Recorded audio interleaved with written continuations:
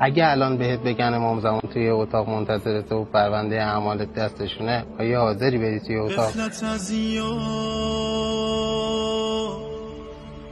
گرفتار شدن هم آره حاضر.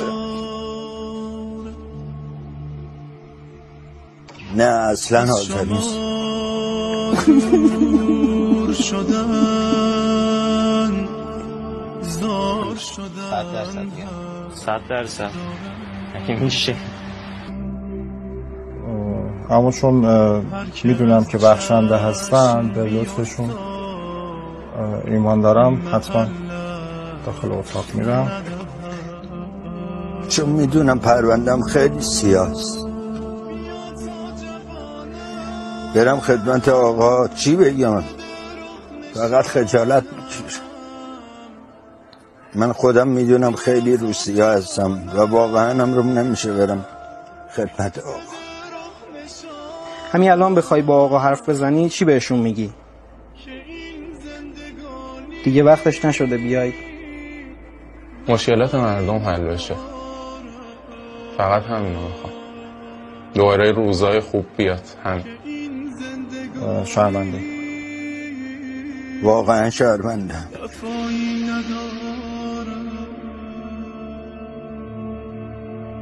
خیلی چیزا خوب، شفای مریضاست، اول که ظهور خودشه، غیر اون مشکلات زندگیمه.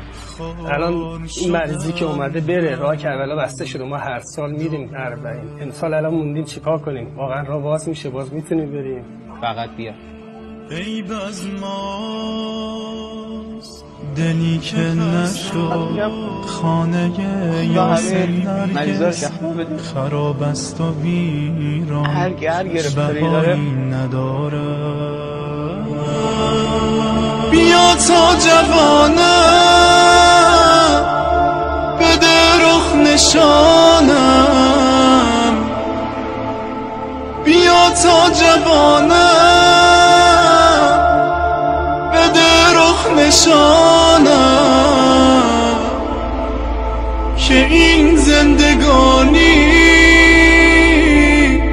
وفایی نداره، که این زندگانی